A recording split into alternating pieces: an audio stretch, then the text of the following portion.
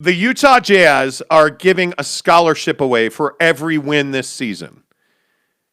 They're giving it to a minority student who is underprivileged. And immediately people started saying that the Jazz are a racist organization because they're discriminating against white kids. Mm-hmm. Okay, on its surface, this is probably a couple of morons who are just playing the race card, and okay, it's fine. Well, then Spencer Cox does his regular appearance. Spencer J. Cox, the governor of Utah, does a semi-regular appearance on KSL, which is the big news station in Salt Lake City. So Spencer Cox goes on KSL. It's a sickness. Goes on KSL, and what do you know? Idiot from Idiotsville calls in and asks good old Spencer J. Cox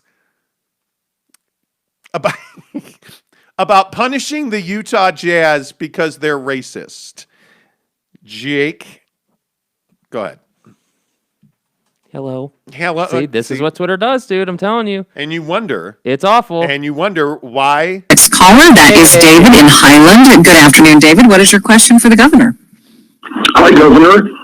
The Utah Jazz is excluding white children from consideration for their scholarship program. Do you think this is racist? And what will you do to prevent the Utah Jazz from acting in this racist manner? Well, I don't think it's racist. In fact, I think it's in response to, unfortunately, some very difficult and racist injustices that have happened in our community for a long time. And I'll tell you what I'm going to do for the Utah Jazz. Absolutely nothing. Because you know what? I believe in the Constitution, and I believe in the freedom of businesses to make decisions, and decisions that are right for them.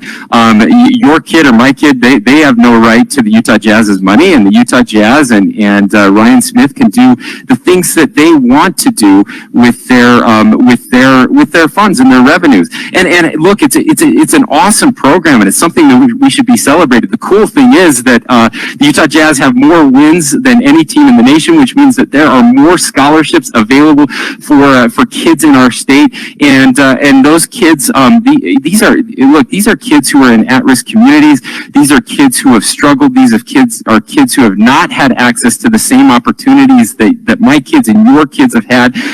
We live in a nation that does have a very difficult history, and sometimes we try to ignore it. A history of racial injustice, a history where of course, slavery being the most severe and awful example of that.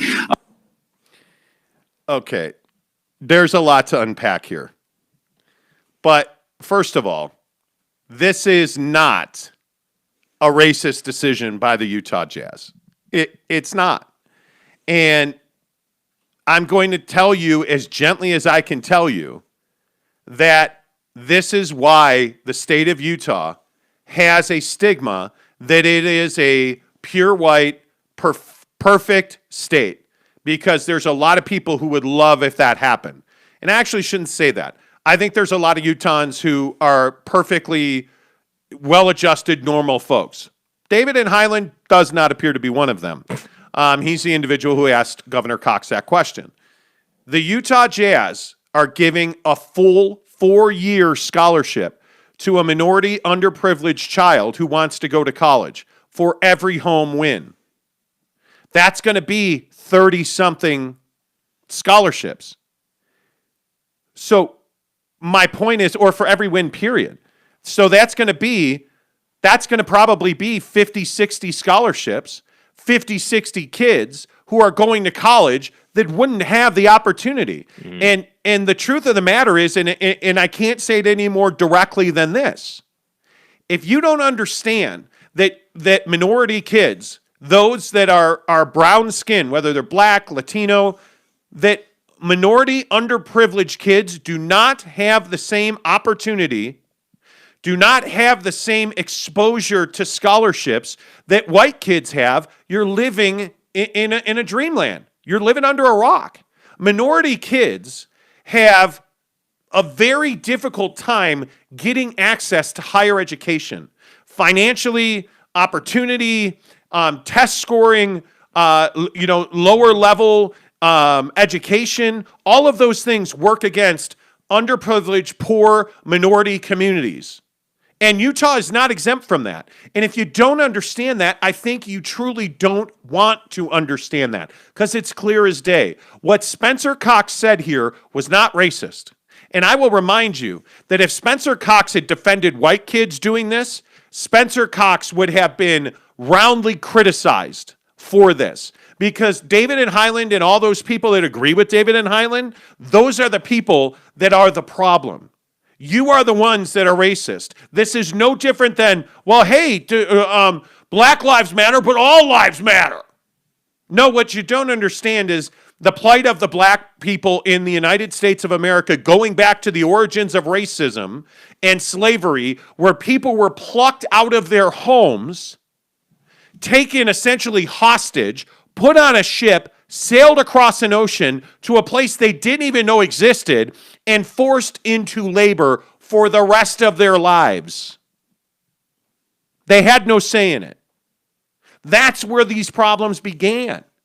And the issue is that people like David and Highland want to say, well, all lives matter. Actually, the plight of the black man in the United States of America in 2021 is a real problem, and it's a real problem right now, and we need to address it right now. Because how many people are going to have to be, how many black people are going to have to be killed by cops? Well, in Chicago, a 13-year-old kid shot by cops yesterday, right? You have a 26-year police officer murdering a black man, thinking she had her taser in her hand instead of a gun.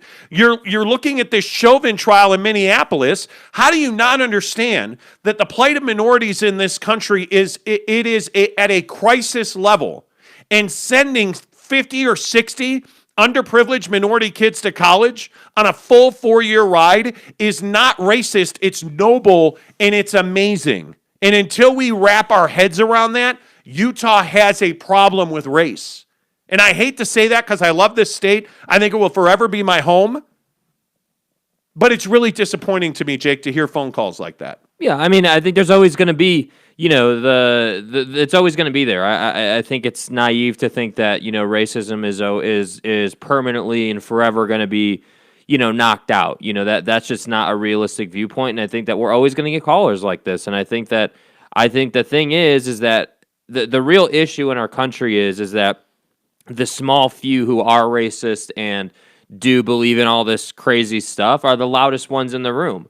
And the masses who are normal folks who, love this program out of the Jazz just don't say anything. And that really is the issue. We always hear from, these people who have all these horrible thoughts about the way the world should be. And so that leads us to believe that a lot of people think that, which is not true. Not at all. If you look at like the it's quieted down now, but when the Proud Boys were huge, there was this whole thing. There were several documentaries and shows done about how the Proud Boys really aren't even that big of an organization from a global standpoint. The problem is that they know how to use marketing to spread their word. But why is it quieted down? Why did it get tamped up? Why did it blow up? Because the president of the United States refused to condemn the Proud Boys, right? And you have things like Virginia City, and then you have the insurrection on January 6th, where now we know that the Proud Boys were actually in communication with White House staff, and there was a plan in place to attack the Capitol. And so why are the Proud Boys being heard from less? Because a lot of them are in jail, and they're being prosecuted for their part in the insurrection on January 6th. The issue is not, and again, I don't mean to make this something more than it is. The issue is not even that, hey, you're a racist. The issue is your actions because you're a racist. And when you call out somebody like Ryan Smith, the owner of the Utah Jazz, who I want to play this clip from him because I think this is really important that you hear from him in his own words. But when you call out the owner of the Jazz because he's giving, 60, 70 kids, 50, 60, 70 kids a chance to go to college who in other circumstances would likely not have a chance to go to college on a full 4-year scholarship, I think you're the one that's got the problem. Here's Utah Jazz owner Ryan Smith. In tech, if I were just to say to a ratio standpoint, we were spending probably 50-1 efforts on other things as opposed to social justice issues. And I truly believe that we have platforms to do good.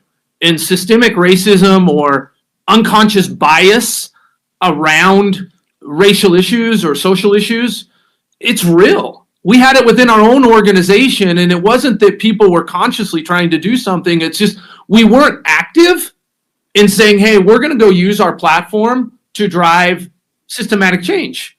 And we have equity problems across pay, across race, within our communities. And I just want to look back and say, hey, I did everything I possibly could to make the world a more equitable place. And I'll just tell you, like, we have not been doing everything we possibly can.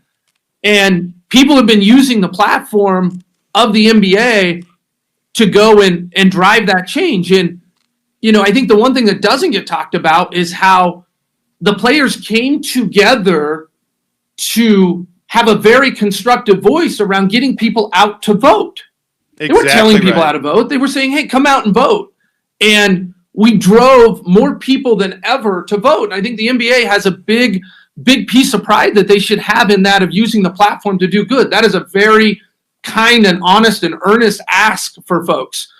Yeah, and I think that his main point there is we didn't tell you who to vote for. We just wanted to make sure you voted, right? And when you look at the platform that the NBA has, and again, I think this is another huge part of this, there is a large number of people who just don't want to hear from athletes in the NBA because, much like Fox News, they want LeBron James to shut up and dribble.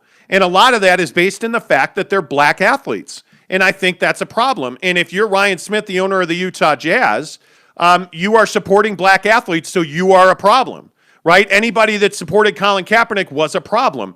Well, the issue really then turns into, hey, you know, Dave and Highland and everybody else who freaked out on Twitter over this yesterday, you're the issue. You're the issue. And it is really troubling to me. It's voter suppression in Georgia. If you don't see that forbidding people to vote by mail and forbidding and making it difficult for individuals to stand in line, essentially you're saying, certain hey, individuals, black individuals, let's not even beat around the bush in don't Georgia. beat around the bush. Yeah. Black people in Georgia, they don't want them voting by the powers that be in Georgia don't want black folks voting by mail. They don't. They make it very difficult. They make it very difficult for anybody that's poor, that is indigent, because now all of a sudden you have to have an ID and you have to have this and you have to do that. Want and by the way, white people. Yeah, and if you show up and vote and you have to stand it, because that's what's going to happen. They know that you're in some cases going to stand in line in Georgia for 7 to 12 hours. Nobody can bring you food. Nobody can bring you water. Why would that be a problem? Well, it's a problem because then you can more ably stand in line for 7 to 12 hours when you've been fed and you have water. But they don't want you to stand in line because they don't want you to vote. That's the issue. And so when I hear Ryan Smith say, hey, we have a responsibility in tech and in the NBA to make social change with our platform, why would you have an issue with that? Other than the fact that you don't want to see, you know, minority kids get educated. Yeah, the best part about this whole thing is this isn't about like politics and sports. This isn't about, you know, the two like commingling. This is about the fact that people just simply disagree with it. I mean, Ryan Smith could own, you know, Ryan Smith could own Amazon and you'd be all pissed off about this. Yeah. You know, like, so it really has almost nothing to even do with the Jazz. I think people just like to use that as an excuse. And I think it's funny that the accountability piece in politics, whether we're talking about Matt Gaetz or Donald Trump or, you know, David and, you know, wherever the hell this was, it's not there. We don't want to just say to people, hey, you just disagree with this, you know, and that's what it is. And that's fine. You're entitled to that opinion. But that doesn't mean that the Jazz and Ryan Smith are racist or that Spencer Cox is racist. That just does not mean that. Yeah, Ilort Ginick says compensating to mask being racist, ? Come on, it comes with the territory. It's like an open secret. Utah is a racist place. This is why the NBA media troll your Utah guys team. I don't know that inherently Utah is a racist place. And I know this probably isn't going to sit well with a lot of our Utah listeners. And I hope you take it for what I say at face value, because I mean nothing more than what I'm about to say. Racism is a real problem in religion. When you combine the Mormon church and racism, there's a lot of racism in the church. They coexist. There's a lot, yeah, they coexist. There's a lot of superiority. There's a lot of belief that as a member of the LDS community that you're elite, that you need to be perfect, and that anybody that's got the most subtle flaw isn't on your level. Racism in the church is systemic. It is built into religion. And as somebody that has faith, I don't like religion. I am not a fan of, I just am not a fan of organized religion. I think a lot of bad things come out of it. And I think racism is one of those things. And I think in Utah, there is a stigma about the perfect race. And a lot of that is centered on the church because, for those of you who don't know, in the Mormon LDS community, perfection is actually sought after. And it is a real problem. It does real damage to human beings because nobody's perfect. And I just don't believe anybody should try to be perfect. Mm-hmm. I think you should aspire to be a good person and operate at a high level. But if you're trying to be perfect or you believe that you should be perfect, you are going to fail your entire life. Yeah, it's a misguided outtake because the perfection is undefined. It's different for everybody. It is. Will says, you're such a hypocrite, Monty. You talk about having open discussions and exchanging ideas, and just because my opinion doesn't agree with your opinion doesn't mean I'm wrong, when all you're doing here is calling people racist because they don't agree with you. No, that's actually not what's happening, Will. What's happening is that there's a great number of people, and I'm guessing you're in this group, but there's a great number of people who think that because you're excluding, white kids. Well, maybe it's not that you're excluding white kids. What you're actually doing is serving the community that most needs help, who cannot get help any other way than a tech billionaire reaching out and sending 50, 60, 70 kids to college on his own dime because nobody else will. And if he doesn't, those kids won't go to college. Mm-hmm. If you look at the system that's in place, white kids have far more access to scholarships than minority kids do. This is inarguable. It is a fact. The statistics don't lie. Look at SAT and ACT numbers, which are the two stupidest barometers for whether or not you should get into Harvard. Mm-hmm. Like it's one of the worst barometers ever. Who does well on those tests? Overwhelmingly, white kids from affluent neighborhoods that are usually suburban. Lori Loughlin. Those are, but that's my point. It's not that the kid even has to do well. What we learned from the college admission scandal through sports is that you can pay for a better score. But if you're a poor black kid, from South Salt Lake or Rose Park, can your parents afford to pay tens of thousands of dollars to get you a better SAT score? Do you realize the daily plight of some of these kids compared to, a white kid in an affluent community? I mean, some of these kids are literally taking a public bus, or like they're having to do all of these extra things just to get the basics done. And so it has, with all due respect to Will, and we appreciate your take, it has nothing to do with the disagreement. It has everything to do with the reality of these kids. I mean, they just don't have that. They're not living in the same world that some of us are living in. They don't have, they don't have a guaranteed meal tomorrow. They don't have, Jordans. They don't have a roof over their head consistently. Yeah. Mike says this is the Black Lives Matter crap all over again. If you have to explain it, they're probably never going to get it. Yeah. I mean, that might be very true. I think that is a. That might be very true. I think that that's a decent comparison. Money brings opportunity in this country. Yeah, money is the lifeblood of all opportunity in the United States of America. It's as simple as Absolutely. that. Real quick before we have exclusive audio of Spencer Cox. We talked to him about this yesterday. You don't want to miss it. It's amazing. Eric and Raleigh says, until Black Lives Matter, no one can say all lives matter. I agree with that. Racism is embedded in religion. Doesn't matter the flavor of religion. No, I totally agree with that. Completely, 100%. Equalizing the opportunity feels like racism to white people who have always had better access. It does. Yeah. It does. And I think what people in this situation don't understand is you're not limiting the access of those white kids to scholarships. They already have access. They have a ton of access.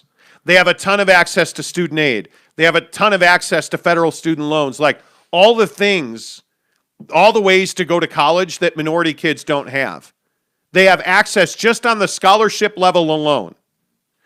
The Caucasian child has far more opportunity than the poor minority child.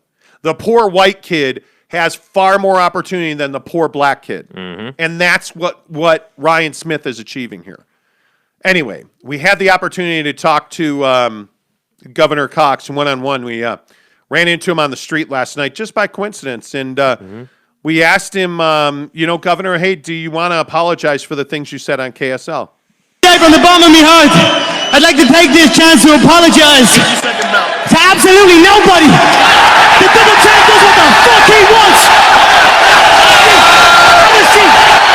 wants. Amazing. And listen to Salt Lake City cheering They're in the just background. so thrilled. Come on, that was awesome. I thought it was awesome. I think it was awesome. I fully support Spencer Cox. Obviously, I'm somebody that, I talked openly about my support of him when he was running for governor. I think he handled this exactly the right way. It was an ambush kind of question, and I think Spencer Cox handled it well. All right, can we actually talk some real NBA basketball? Well, this is a sports show, so Stick to sports. Stick to sports, guy. I'm unsubscribing. All right, we'll see you later. All right, have a good life. You won't have a chance to win an Xbox on this show, sir. See you later. Yeah, JC says opportunity is one thing, outcomes are another. People should have access to opportunities. Exactly right. Yep. I agree. All people should have access to the best education. And this is a thing, and I said we were done with it, but Yeah. I'm just going to be done with it right here. This is the thing about education. You should not have to go $100,000 in debt to get an education so that you can get that perceived better job. Does that make sense? Because there's such a stigma that I'll never be a millionaire if I don't go to USC, if I don't go to Harvard, if I don't go to Yale, if I don't go to Stanford. I'll never be a millionaire, which is completely wrong. Until we get to a place in this country where we can say, hey, you know what? I don't think college is a good fit for me. I'm gonna go into business for myself. When your kid says that to you, you should pat him on the back and say, I'm here to support you. Instead, we say, no, you're going to college or you have to get out of the house. No, I won't support you. And then when they fail, you want to say, oh, hey, see, I told you so. Instead of saying, you know what, I totally get it. That's not what I would do, but I'm going to support you because you're my son, you're my daughter. What's your business idea? Let's talk about it. Here, let me see if I can help you be successful. I want to thank me. Right? I want to thank me for believing in me. I want to thank me for doing all this hard work. I want to thank me for having no days off. That's Snoop Dogg. Snoop Dogg's a multi-millionaire. Did he go to college? No, he didn't. My point is, you shouldn't have to go tens of thousands. I mean, the average student loan debt has to be 40, 50 racks. 40, 50 racks Yeah. easy. Yeah. Right? Yeah. And if you want a master's degree, forget about it. Yeah, now you're in the hundreds. Yeah. My point is, if you don't want to go to college, don't go to college. It shouldn't be a decision of, well, if I don't go to college, dad's going to kick me out of the house, or mom's never going to forgive me, or it's an embarrassment to her if I don't go to college. Some kids just aren't programmed to go to college. That doesn't mean you're going to fail. That doesn't mean you're not going to be successful. When we get to a place in this country where we realize that it's okay to take your own path, when we get to a place in this country where we realize it's okay to fail, because when you fail and you get up and you keep going, eventually you're going to succeed, right? If we would get to a place of understanding where it's okay to bet on ourselves, it's okay to wager on me instead of a trigonometry or a biology professor at USC. When it's okay to wager on ourselves, now we're living. Yeah, I heard a saying. I can't remember. I can go find it after the show, but basically the saying. Actually, I think it was Gary Vee who said it. Who said that college, the reason that entrepreneurs don't do well in college is because college is for people who want to become employees. That's right. And entrepreneurs really struggle with that. What do we always say in this show? Yeah. A paycheck is the drug they give you to make you forget about your dreams. Yeah. It's absolutely true. I can only tell you, and we've talked about it often on the show, and if you're new to this show, maybe this isn't new to you, I don't know. But if you're new to this show, we have like 3-4 business lines we're trying to develop. I have a full-time job that pays my bills, but we're doing 5 other things because I'm not in this to take a paycheck from Yelp every 2 weeks. I don't work. I said this to a guy yesterday. I don't work for every other Friday. I work for one day of the month because that's when I get my commission check. That's the day I work for because that day's about me. And why I work for that one day a month is so that I don't ever have to take another paycheck again. Mm-hmm. And I'm telling you, that day is coming. And we are working towards that. And I'm telling you, I have failed miserably at becoming an entrepreneur in several ventures in the past that have cost me money, that put me in debt. Lots of money. But I fought and I dug, and my wife and I and Jake and the 3 of us, Team Monty as we like to call it, worked hard and we dug ourselves out of that hole. I want to thank me for having no days off. I do. I want to thank me for digging that hole in the ground. I want to thank me and my wife and my son for jumping into that deep-ass hole where I was 6 figures in debt nearly. And I want to thank me and Team Monty for working hard to get out of that hole, and now we're debt-free. And now we're able to build the life that we've wanted to build. But it annoys me to no end that people want to sit here and say, if you want to succeed in this country, you better get a college degree. Because that's a bunch of bullshit. That's just not true. I'm telling you. JC says, I didn't go 100K, I went 40K, but yeah, sure. Grad school is often funded through. Well, I would love that, but you know. Ilort Gnick says, so Pacers or Jazz? Oh, you're taking the Jazz. Yeah, let's talk some NBA. I feel like this was a bloodletting. 33 minutes into the show. I feel like this was a bloodletting.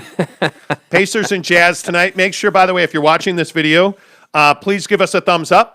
It really helps the channel grow. Again, we are somewhere around 360 subscribers at this point. We're trying to, get to 500 as soon as we can because you can't get to 1,000 without 500. So we're really trying to grow to 500. Did you learn that in your college degree? I did. You did. I learned that in the math class I never sat through. Yeah. But you can't get to 1,000 without getting to 500. But at 500 subscribers, we're going to do an Xbox giveaway that Jake is going to pay half of, whether he wants to or not. I doubt that. No, he's not going to. He won't. But we're going to do an Xbox Series S giveaway on this show when we get to our 500 subscribers. We get closer. I think we're about 140 away from 500. And again, I really appreciate everybody who supports this show because our growth on this channel in 7-8 weeks has been remarkable. I think we've only been on the channel or on YouTube live every day for going on 2 months. I think it's been about 8 weeks. Yeah. I think this is our 8th week. We, in the last 28 days, I think we did 100 and something subscribers, and you guys really support the show. So if this is your first time on the show, please hit subscribe. If you're here right now, please give us a thumbs up. We really appreciate that. Jazz, Pacers, Jazz, Lakers, off on Sunday, Jazz, Lakers again on Monday. This is a really important weekend for the Jazz and for the Lakers. I think the Jazz are going to steamroll the Pacers. Frankly, I think it's going to be a difficult matchup because the Pacers play with tenacity. There's no doubt about that. But I think when you look at where the Jazz are and what is on the line for them, I think they know the Suns are playing at a very high level. But I also think they heard the rumblings that Monday may be a different day in Lakerland because Anthony Davis may well play in that game. Now, I think they're saying he's going to be limited to 18 minutes when he does come back. But there's a chance Anthony Davis plays in that Jazz-Laker game in L.A. on Monday. So I think these next two games, the Jazz need to run away in these next two games. Jake, I guess the question is, will they? Yeah, I think they will. Even with I was thinking about this last night and thinking about these rumblings about Anthony Davis coming back, and he's been cleared for full on-court basketball activities, and so he's getting close. Even if he does play the 18 minutes, let's say he plays all 18 minutes, that's not going to be enough for him to truly have a massive impact on this game and hold the Jazz down. What we know about this team, and if you watch the Jazz on a regular basis, you'll know this. They like to get off to slow starts in games. They heat it up in the third, and then they put you away in the fourth. That's been their. I don't even know if I would call it their strategy, but it's just how they operate. And so when I think about this Laker game, and I think about Anthony Davis coming back potentially in that game, the thing that concerns me is they get down 10, 15 points early. That would be my only concern. You're going to play the Pacers, then you're going to play the Lakers, then Anthony Davis might come back. So you're kind of in this little mini stretch where you're going to play a couple tougher games here, and even if they lose the game, frankly, it isn't the end of the world because I think right now the Jazz could use a healthy dose of not humble pie, but just you want to keep them engaged. We've got the best record in the league. We're in a great spot. What are we playing for right now, these last 20 or 30 spots? And that's the 1 seed. You're playing for the 1 seed. And the Suns are right behind you. They're pushing you. So Quinn Snyder needs to make sure that this team stays locked in because you can't afford to lose 4 or 5 in a row with the Suns where they are. Well, and we sit here on Friday morning, and the Suns find themselves 1 game out of first place in the Western Conference. So every one of these games matters. I don't know when the Jazz will lose again, though, because if we're keeping it real as we tend to do on this show, if we're keeping it real, I look at this schedule, Jake, and I don't see a whole lot of losses down the stretch here. Mm-hmm. They're gonna trounce Indiana. Mm-hmm. I would guess. I want to say that game isn't that an afternoon game today? I think it's 1 o'clock. I think so, but I'd have to check. Lakers both on the road Saturday and Monday. They're gonna win both those games. Then they go to Houston on Wednesday, and I think we all know where Houston is. Back-to-back, home for Mini, at Sac, and then they go to Phoenix to end the month on April 30th. That's probably the next game. That's one of the biggest games of the year right there. I think it is. Yeah. I would agree with that. And I think that's probably the next game on this schedule, at least in my opinion, that they lose. What do they have after that? Lose. What do they have after the Suns Well, game? after Phoenix, it's home for Toronto, San Antonio, home for Denver, home for Houston, at Golden State. That could be a tough game. So Denver and Golden State are 2 games that are... Well, frankly, I think Toronto. I think San Antonio 2 nights in a row is going to be very difficult. Yeah. I think Denver. I think at Golden State, home for Portland, and then they should roll in Oklahoma City. Portland's a tough game. Portland's a tough game, and then they should roll to finish the year May 14th and 16th at OKC and at Sacramento. How many wins do they have right now? What's their record? I think they have 800 wins. They're 41 and 14. So I have 41, yeah. This is probably a 60 win team? Yeah, it feels like it. 60 wins. So, I just think that there is not a lot of room for the Jazz to mess this up, right? There's not a lot of opportunity for them to mess this up. There's a lot of wins coming down the stretch. There's a lot of easy games. But at the same time, you're going to see the Suns one more time. You're going to see the Nuggets one more time. You're going to see Sacramento one more time. And everybody, it's funny, last night, all the sports guys in the Phoenix media scene were talking about the woeful Kings and how bad the Kings are. And I'm just telling you guys, much like the Wizards game, the Kings game is no gimme game. That is a game that the Kings will battle this team. I do think the Jazz will win it, but when we talk about, hey, how far can they get with their record? How many wins can they really stack? Those games where you have to battle, make it harder. Yeah, they have 17 games left. I think they win 15 of 17. Yeah. And I think they wind up with 56 wins. Okay. That's that. I just don't see them, and they may wind up with. Frankly, they may wind up with 58 wins. I mean, I could Which be should wrong just about be that. a hell of a season, man. I mean, that's crazy. I mean, and by the way, that's 56 kids that went to college. Just saying. So anyway, my point is, I don't know. I think that Phoenix game's the next chance to lose. Yeah. Because I do think they're going to go to LA and sweep. I'd love to see the Jazz and Suns play a 7-gamer. I really would love to see it, man. Can you imagine how that would be unbelievable? The interesting part about this Jazz team is they really struggle with athletic guards that get in the paint. And every team has that. But they don't struggle against every team because the quality of that guard is different. The Lakers have a selection of guards that make life difficult. And Montrezl Harrell is a difficult guard for them. He always has been. So it'll be interesting to see. Rudy's had the better of Montrez over the last probably full season. Mm-hmm. It'll be interesting to see how the Lakers attack the paint because this time Schroeder's healthy. And Dennis Schroeder's a difficult guard on any night. But I think the Jazz are going to struggle. I'm interested to see, can Bojan Bogdanović continue to shoot the way he's shot lately? Can he continue to contribute the way that he's contributed? Yeah. And today against the Pacers, I think it's really important. I also look at Royce O'Neal. I think Royce O'Neal is really struggling right now. He is not contributing much offensively. I mean, if you go back and look at Royce's game log, it's been a minute since he's had a big game. Yeah. It's been a minute since he's hit more than 1 3 in a game. Yeah. So I think you got to watch that as well. Forgotten Souls says Pacers are trash. Good morning to you, Forgotten Souls.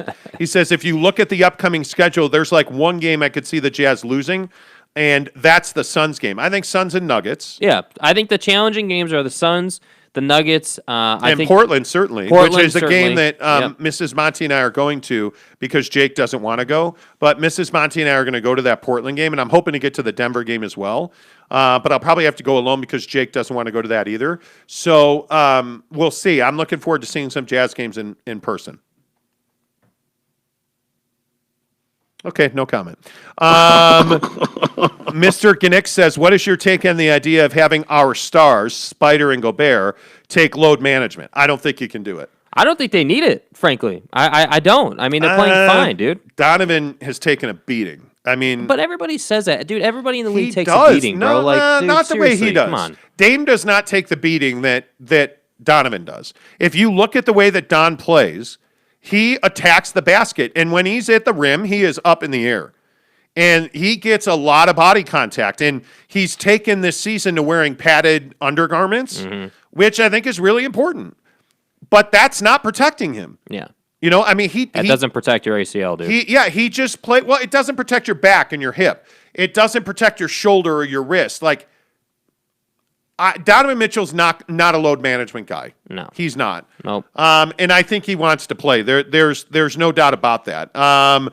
Forgotten Soul says, yeah, like the Rockets game. I wouldn't mind Donovan and Gobert sitting. I wouldn't either. Yeah. I would agree. Maybe Donovan sat out, what was it, the Memphis game 2 weeks ago on the airplane thing? Let me throw this question out there, though. So the Suns are 1 game behind. Let's say that you're tied with the Suns heading into the Rockets game. You still sitting Don? Can't do it. That's what I'm saying. They don't. That's the only thing that really comes into the load management conversation. No, I could see playing him 10 minutes, 15 minutes. Yeah. I could see giving him light minutes. I don't like that either. I understand the compromise of light minutes, but I also feel like there's a big difference in saying, hey, you're taking the night off. You're gonna get your work in pregame, but you're not dressing for the game. You know, as opposed to saying, yeah, we're going to play you like 15 minutes tonight. Well, but the point is, though, and I think maybe the bigger conversation is, shouldn't you be able to beat the Houston Rockets without Don? Yes. I think they can. Yes. So I could see that. Eric C. says, morning, fellas. Who else is looking forward to the Padres-Dodgers series? Hell yes. Dude, 100%. 100%. By the way, and we have some more NBA to get to here, but why are you rushing Fernando Tatis back? Why? He's This whole supposedly going to thing- play tonight. This whole thing has been very weird with how they've handled this Tatis situation. I mean, first it was, hey, he's got a torn labrum, like a micro tear in his labrum of his left shoulder, not his right shoulder. And so then it was like, well, he's going to sit 10 days and we're going to see. And then 7 days into the 10 days, we start to see him hitting again, taking infield, all this stuff, and it just is a weird thing. So I don't know if maybe it just felt a lot worse than it was, or like maybe it was overreaction. Dude, partially tear your labrum and it feels okay. Well, he doesn't, dude. He looks fine in the videos that I've seen of him. He looks completely normal, taking infield, throwing the ball. And batting practice that I've seen, the ball jumps off the barrel. Yeah, he does not look like he's hurt. It's going to be a great weekend to bet sports in Vegas. Yeah. Troy says, I would sub if you guys weren't so biased. Homeboy assistant sucks off KD on the weekends, and you just like stirring the pot for no reason. Yeah, well, here's the deal, man. I'm happy to suck off KD because he is the best scorer in the league. He's easily the best player. If he was on the Jazz, he'd easily be the best player, and if he was on the Jazz, they'd be going to the NBA Finals. So say what you want about the guy. I don't like his off the court antics. He's one of the best players in the league. Simple as that, bro. Troy also says, and y'all are hella Biden supporters. Well, the funny thing about this, and this is what I love. This is, I'm not going to subscribe to you 4 more years, MAGA. I think I took so much hate because I said I wouldn't vote for Biden in any other year but right now because he's 109 years old. And I can't remember who it was, but somebody's like, hey, Dick, he's not 109. I know he's not 109. It just seems like he is, right? And now I get guy coming out like, you guys are hella Biden supporters sucking off Katie. Let me guess. That guy's in the Bay Area. Let me guess. Sucking off Katie on the weekends. Oh my God. Are people Myron? Yes, they are. Okay, look, Troy. Don't subscribe, but please keep dropping sucking off Katie. The truth is, I'm actually a modest person. Oh my God. Wow. That, and never mind that I'm the guy who is A, a Laker fan, and B, a Devin Booker fan, and everybody's like, oh, you hate the Jazz. This is the Devin Booker show. Well, when you're done sucking off KD, stop talking nice about the Jazz. Wet like on book. Comment section's always lit, dude. Comment section's always lit. I needed that. I mean, JC. JC says, I voted for Jill Stein, so F it. Come at me, Troy. Oh, my God. That's hysterical. So I said, yeah. We just don't take things so seriously I on love this show. the guy who comes over into the comments and is like, yeah, you guys are dumb and you don't watch Jazz games and I'm not subscribing. And it's like, I love the thought in that because that makes it seem like we're just so terribly desperate. And we're not. We're just here, like doing it. Amazing. And Troy now has revealed himself. He says, why would underprivileged persons have to be black? There aren't underprivileged white kids. Don't. No. Nope. We've already talked about it. We'll cut it up. We're not going back. Woosah. We're not going back. You and your mom are hillbillies. Troy, please, don't subscribe, but please come back. I love you. I appreciate your opinion, and you're always welcome here. Who's the NBA MVP? I don't think there's any doubt right now it's Nikola Jokic. Yeah, well, neither do the voters. Nikola Jokic got 90 votes out of what I believe is 101 is the total, I believe it is. Yeah, it's pretty remarkable. My fandom wants Steph Curry to be in the conversation. However, I don't think that he is going to get looks for MVP. I don't. Steph should get looks. If he breaks Klay Thompson's 3-point record, come on. Well, dude, that's the funny thing though. You remember the other night when he wanted to go back in the game? He was at 11 threes. Yeah, I know. Through the third, he had a whole quarter. He hit 3 more threes, and he was good. Like it just is. Steve just wouldn't let him back in the game. Yeah. Giggity says, good morning, guys. Love that the first thing you hear in the show is KD getting sucked off. Cocaine's a hell of a drug. See, Troy, this is good content. Yeah. Forgettable Soul says, or Forgotten Soul says Nikola Jokic. Yeah. You can't win MVP as a 10 seed. That's probably true. Yeah. That's probably true. Yeah, and that's the thing. Like, I think that's the shame in it. You know, Steph is, and the other thing too is Steph has won MVPs already, so Yeah. I think that is also working against him. Well, and I think what Jokic is doing, although, did you see his meltdown the other night? I thought this was interesting. They're getting blown out the other night, and he threw an absolute tantrum at the official, Yeah. and Mike Malone benched him, and he refused to come to the huddle.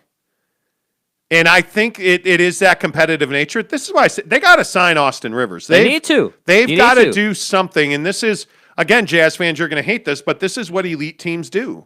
When they have a need, they go and fill that need. See the Los And- Angeles Lakers. Yeah, Andre Drummond, perfect. There are guys, Aaron Gordon, LaMarcus Aldridge, who, man, that story sucks. So sad, dude. But when you have a need as a team, and there's a guy like Austin Rivers, your point guard tears his ACL, Yeah. go and get a guy that can sort of fill in for him, Yeah. because nobody's replacing Jamal Murray, let's be honest about it. But as an elite team and a contender, you would expect them to go and get an Austin Rivers to at least carry some of the load for Jokic, Yep. because Jokic is dropping triple-doubles with dimes in there. Mm-hmm. Like points, rebounds, and assists. That's incredible for a guy of his size. Yeah. And Aaron Gordon has been the exact cure for what has ailed them. Yeah, if you're still anti-Aaron Gordon, I don't know what game you're watching. Well, and then all of a sudden Jamal Murray goes down, and everybody around the league is like, see, this is why we load manage. And I totally get that, but you got to go get Austin Rivers. Yeah. Because he can do a lot of things, but the kid can shoot. Yeah. He can play a little bit, I'm telling you. He is a savvy NBA vet who can do some nice things Yeah, for you. he's not not an gonna elite kill you. player. He's not going to kill you. The nice thing is you can sign him to a 1-year deal for the rest of the season on not an egregious payment, and he'll do things for you. Yeah. Forgotten Soul says, thoughts on LA retiring Hall of Fame. Well, I think he's close. I thought it was interesting. The guys on NBA on TNT last night brought up a really good point. I mean, what is the first thing that Damian Lillard said about LaMarcus Aldridge? Yeah. Put him in the Hall of Fame. Yeah. Like, that's incredible. And retire his number. And Yeah. they need to retire his number. I actually do think LaMarcus Aldridge is close. I mean, if he'd have won a championship in Brooklyn, he'd have been in. Yeah. I think he's a Hall of Famer. I think it's really close. To be honest with you, I would agree, but I also haven't looked at his numbers, so I don't know exactly where. I think his numbers will never be the issue. I think it's his persona. Mm-hmm. He's never a guy that dominated on the floor, but he did, because he's real underspoken. He's not a big personality. All that guy. When you're it's Pau Gasol. Yeah. What was Pau Gasol? A dominant mid-range player. And LaMarcus Aldridge is a dominant mid-range player, but he's not a guy that's going to dunk all over you. He's a guy that'll occasionally run the break, slam, finish, flex, cool. But overwhelmingly, LaMarcus Aldridge doesn't dunk on you. He kills you from the elbow. Yeah. He kills you from the with that free throw line jumper. And those guys historically have to do a little more to get in. Yeah, and I think that he did a great job in that statement or comment or whatever you want to call it that he put out, talking about the fact that he really appreciated the Brooklyn Nets taking him with where he was as a player right now, because bigs right now in the league are not prioritized, and I think that was just speaks to who he is, and I think it's so unfortunate that he felt that the heartbeat issue. I think that's awful. Well, and for those of you who don't know the story, LaMarcus Aldridge retired from the Nets yesterday, right after we crushed him for taking time off after he had taken time off. Wow, we're terrible. LaMarcus Aldridge retired because he had an irregular heartbeat, and he said it terrified him. He apparently was in his hotel room one night. According, I think it was Rachel Nichols had the story on ESPN, that he was in his hotel room one night and he couldn't control his heartbeat. And he was terrified, and he called the team doctors, and they took him to the hospital, and it turned out just to be an irregular heartbeat. He could have kept on playing, but he said, I'm at this point in my career where, A, he's made a ton of money. Yeah. B, he's done just about everything you would want to do as a player. And C, he values his family. So he said, I'm going to retire, and I'm going to prioritize spending time with my family and taking care of my health. And I say kudos to you, my friend. Yeah. You've earned the money. You've earned the right. You can do whatever you want. It just sucks to see a proud man lose his career like that. Yeah. And I think, but I obviously I'm glad he's not dead. Yeah. The last thing we need is another Hank Gathers. Yeah. He was a basketball player that died on the. Anyway, point is, or another. You think about the guys who have been in this situation, Reggie, and we just don't need another one of those. So I'm really glad LaMarcus Aldridge is okay.